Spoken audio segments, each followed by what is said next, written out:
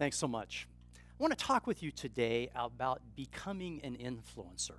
Can you think of someone that you would like to influence right now?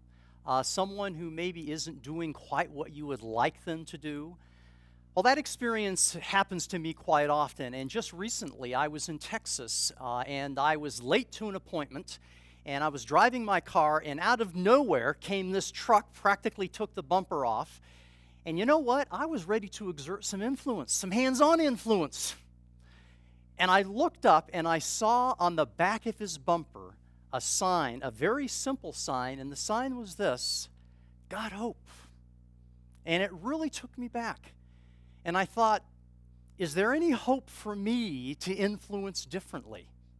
Have you ever wished that you knew how to influence people differently to actually get the results that you want?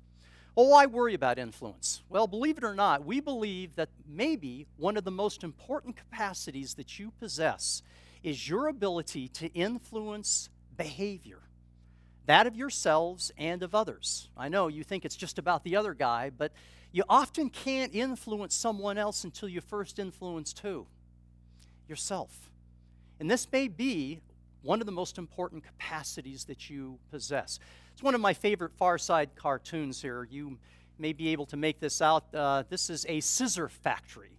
And you will see that in the back of this particular Far Side cartoon, there's a woman, an elderly woman, who's sitting on about a 30-foot stool, and her name is Miss Crutchfield.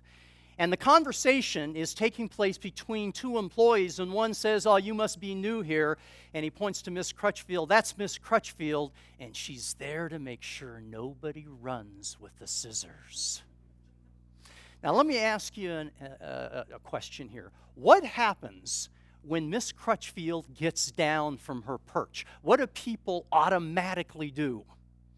You're right, they run with the scissors. That's just human nature. And unfortunately, most of us use power and position to try to influence people, but we have discovered that it probably is the least effective way to influence. In fact, if you want to know how successful her influence is, the question is do people run when she's not up in the chair? That's how you know how successful your influence really is. Well, first of all, we're going to talk about a principle here of finding some vital behaviors. That's a piece that we're going to focus on today. And this is a really important piece because if you can find the vital behavior, a vital behavior can help you to get the results that you really want. But the interesting thing is not all behaviors are vital. There are some behaviors that are more high leverage than other behaviors. There are some behaviors that are high leverage enough that if you enact them on a regular basis, it will help you to get those results. Well, how do you find them? Well, first of all, let me just suggest that a vital behavior does the following. It, first of all, leads directly to better results. There's a correlation that exists between that behavior and getting a different result. Secondly, it breaks self-defeating patterns. Because when I haven't been successful in the past, I lose hope, don't I? I tend to give up. This, if you can find it and put your finger on it, begins to break some self-defeating patterns. And lastly, it causes many other positive behaviors to follow naturally. So that vital behavior encompasses all of that. Well, let's talk a little bit more about some examples of what we mean by vital behaviors. Let's say, for instance, you really want to be a good colorer. You remember coloring in your coloring books? And, forgive me, I'm the grandparent here of 6 grandkids. And I was sitting with my grandson the other day, who's a very accomplished colorer, at the table. And we were coloring away, and I was coloring mine, and I was noticing that mine was not anywhere near as good as his. And so I kind of leaned over to him, and I said, "Bryce, what's the secret to great coloring?" And he kind of looked around, and he kind of leaned forward, and he said, "You gotta slow down when you get near the lines." That's a great vital behavior. If you want to be a better colorer, slow down when you get to the lines. Let's take it to a corporate setting. Let's say you want to increase your sales this year, $2 million in sales. What's a vital behavior? Well, I can tell you one vital behavior is that you better be making about 20 to 25 cold calls every single day. You'd better make sure that you've got those cold calls in the pipeline. Otherwise, you're never going to find those calls turning into sales that will help you to reach the result that you're really looking for. And then lastly, as an example, if you want the result of good health, what do you think a vital behavior is? Now, most of you would be able to answer this, I'm sure. And as New Year's may roll around, you may be thinking about that a little bit more. Obviously, I would need to do some cardiovascular exercise if I wanted better health.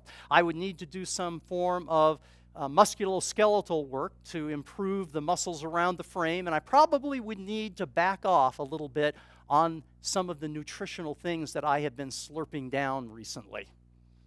I was working about 3 years ago with an executive who was attempting to get on a wellness program. And we were meeting regularly, and the first time we met, he was determined he was going to do this, and he went out and he bought himself a membership at a club. And so I came in the next time to meet him, and I said, "Have you been to the club yet?" "Well, only to get the membership. I'm kind of preparing myself." And I said, "Well, that's good." He comes in the next time, and I said, "How's it going? Are you making progress towards getting better health here?" And he said, "Well, yeah, I did. I went out and I bought a new outfit and a new bag, and I put it in the car." And I said, "Have you been to the fitness center yet?" "Well, no, I'm working on that." So he comes in about the third time, and he still has been to the fitness center on a very irregular basis. And I looked at him and I said, "Would you take me through your day?" And he said, "What do you mean?"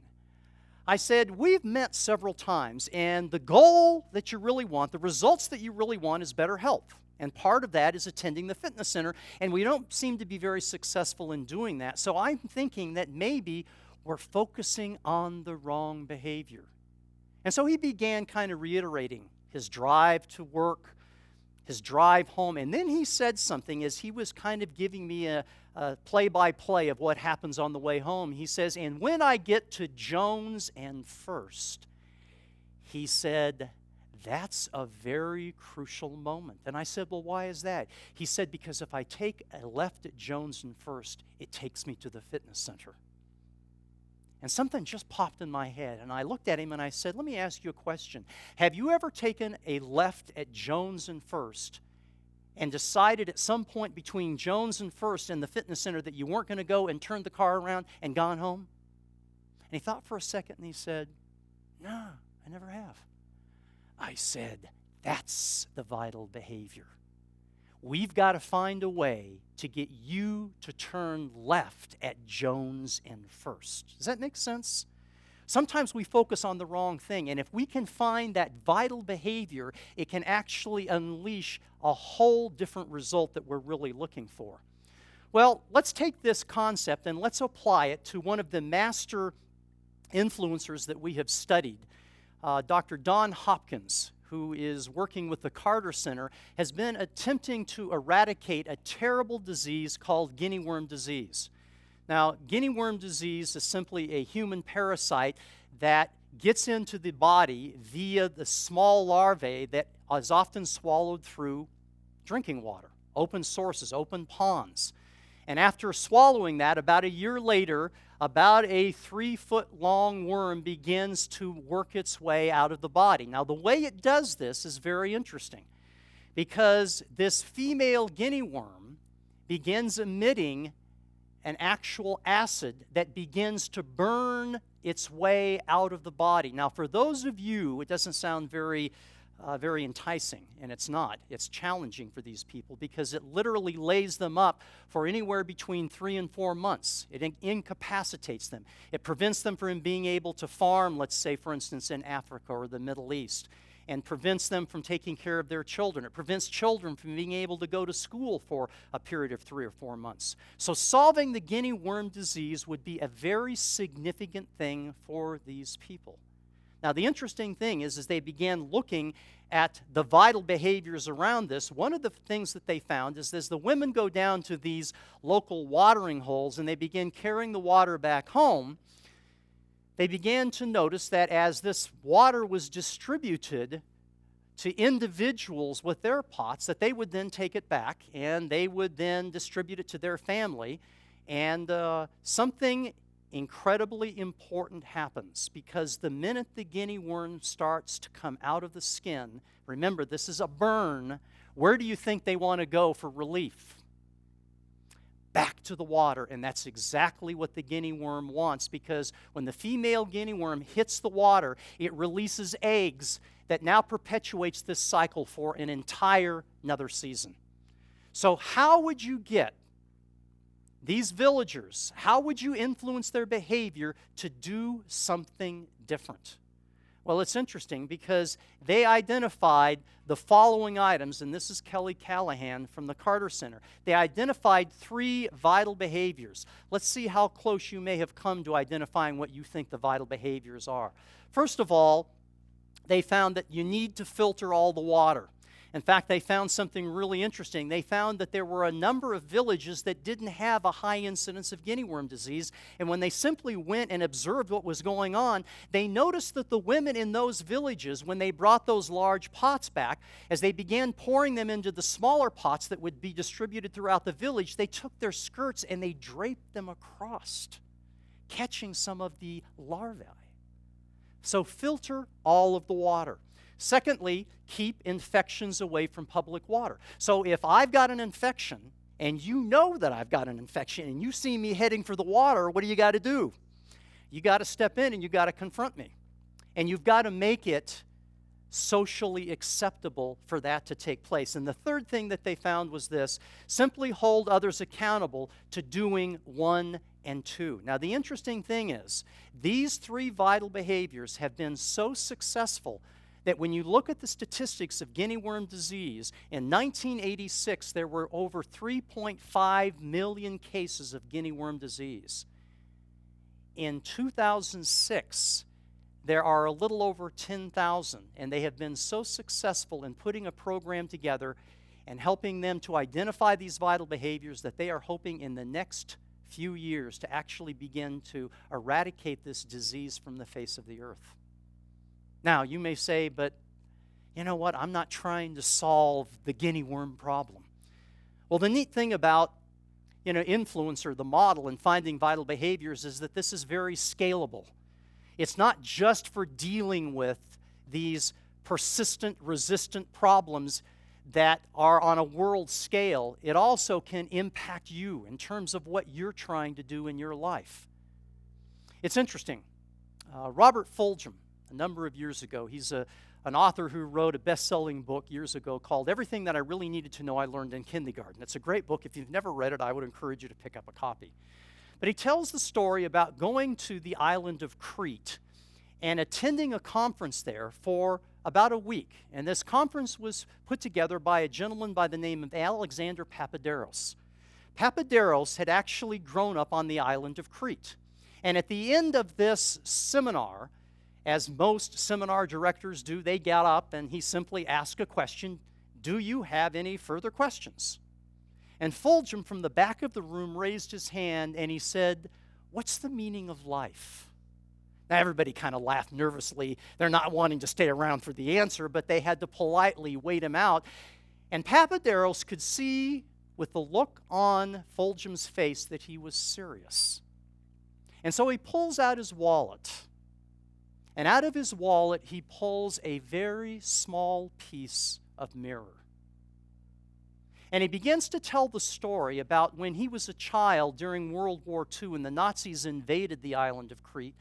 A lot of the farmers and peasants began to defend themselves and actually did a fairly good job. In fact, Hitler was so exasperated with what had gone on that he sent his paratroopers in there to create mass graves. Well, he happened to survive. And after the war, he was out kind of tooling around as kids will, do out in the open, out in the woods and so on. And he came across the wreckage of a German motorcycle.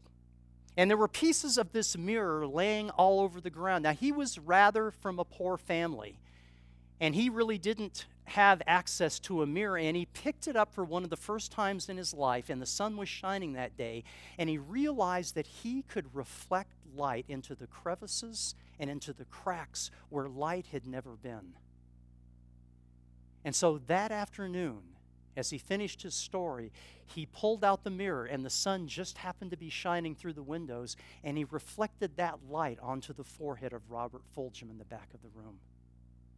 You see, I'm going to suggest to you that you now have a tool to reflect the light of hope, so to speak, into the crevices of your own life where you're not getting the results that you want, into the cracks of other people's lives where they're not getting the results that they want. And you begin to find those vital behaviors that give you the results that you want to create a sense of hope at home, in your community, and at work. Thank you very much.